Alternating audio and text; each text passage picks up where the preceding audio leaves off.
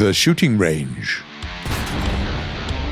In this episode, Pages of History, the demise of Soviet heavies. Challenge, Katyusha against top tiers. And Metal Beasts, the double-barreled Swedish armored vehicle.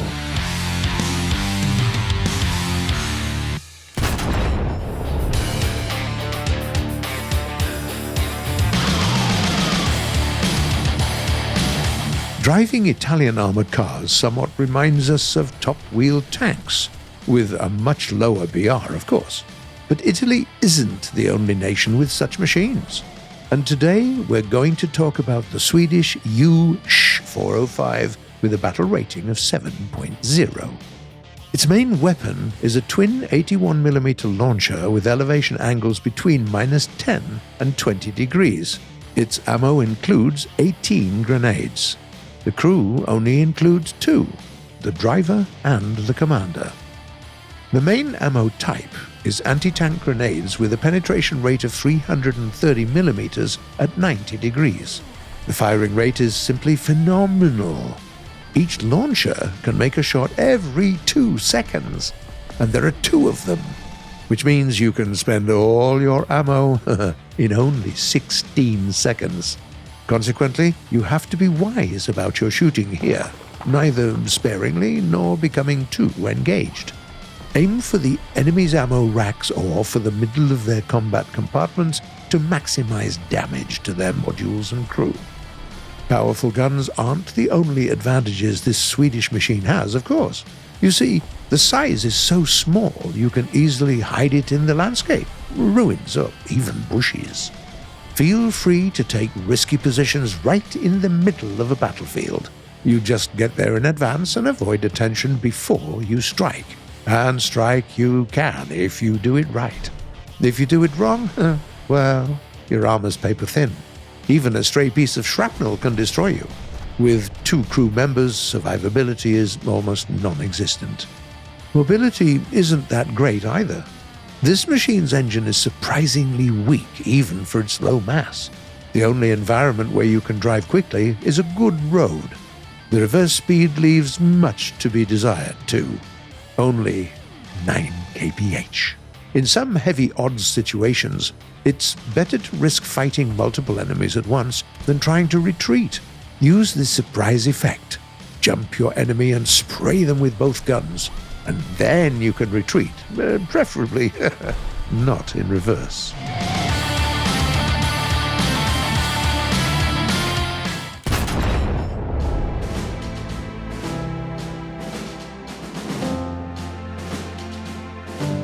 On September the 7th, 1945, Berlin saw the first parade with the newest Soviet IS-3 heavy tanks.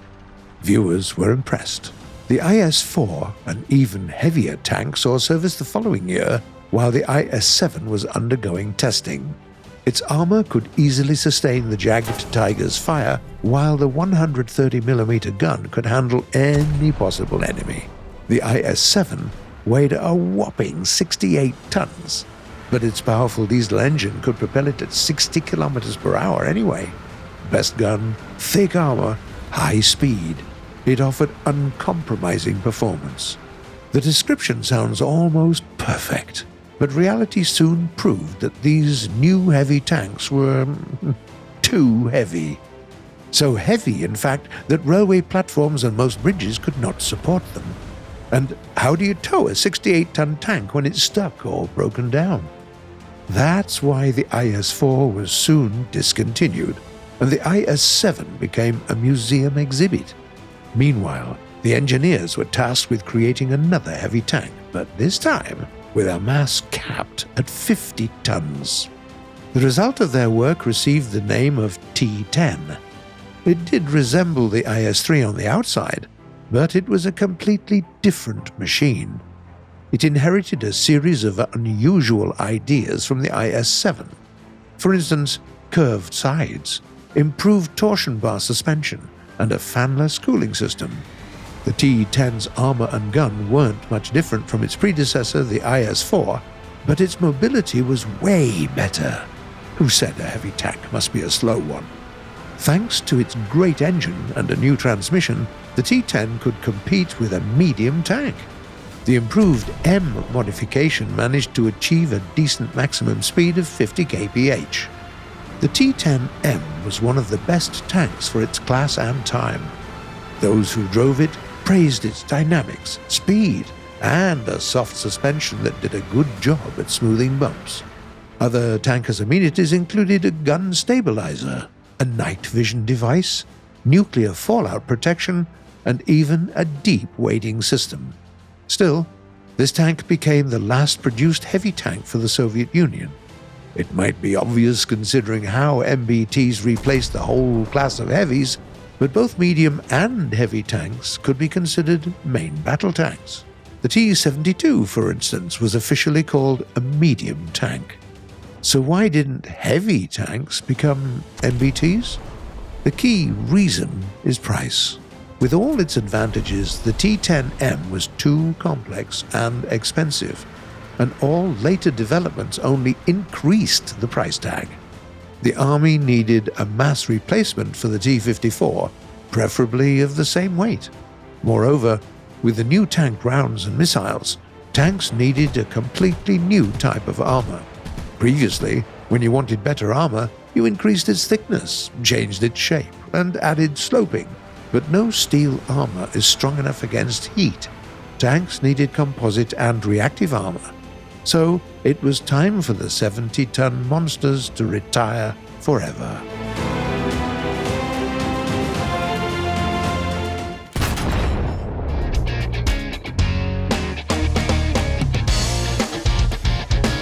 The new mechanics for high-explosive shells changed the gameplay for machines with large-caliber guns, and for rocket launchers too.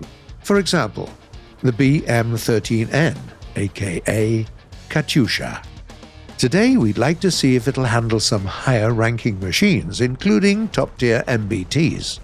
As is tradition, we don't want to have a controlled laboratory-like environment. We want the real, raw, random battle. And it's a tough challenge, by the way. The MBTs that we're targeting have an average turret turn speed of 25 degrees per second. We'll only have 6.5, with a limit of 10 degrees each way. The average depression angle for top MBTs is 8 degrees.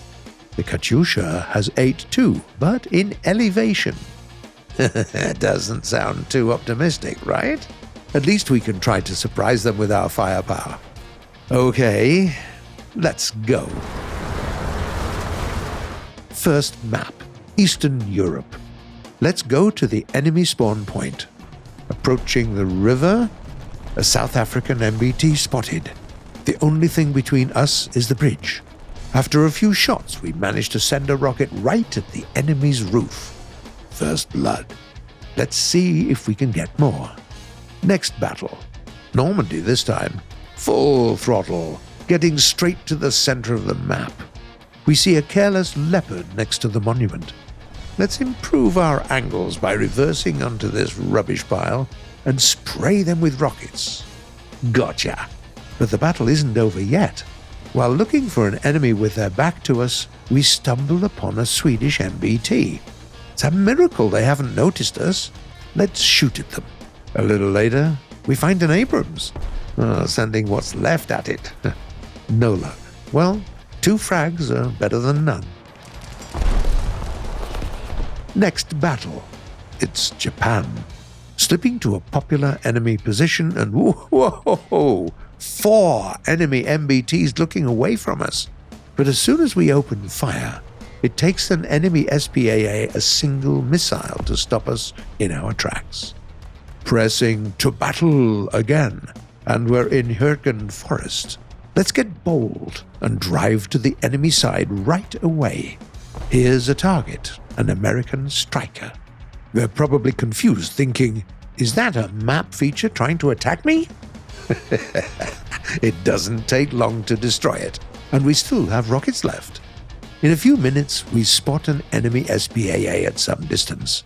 Aiming well and true, adjusting for wind, Earth rotation calculated. Fire! A single rocket hits the bullseye. 2 frags again.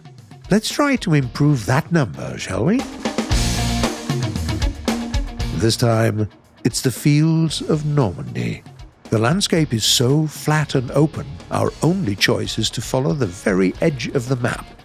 In a few minutes, we see some movement ahead. An enemy Leopard gets a rocket under its turret while we roll back to cover. But look, there's another German kitty ignoring us. Let's face it. And here's another MBT down. Someone destroys us pretty soon too, but it's no big deal since the battle is still on. Time to respawn. After a bit of waiting, we spot a shot behind some greenery. Those bushes definitely need a few rockets. Maybe we'll find an enemy. Oh, they're trying to use smokes. Wise, but too late. That's 3 MBTs we've destroyed, so the challenge is completed. Let's put Katyusha back to where it belongs in rank 2 and answer some of the questions you ask us in the comments.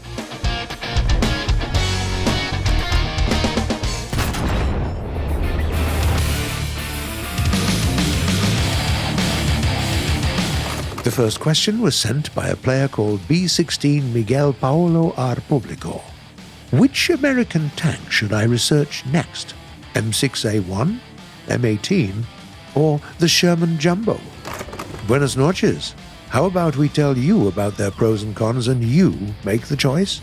The M18 is great for an aggressive style.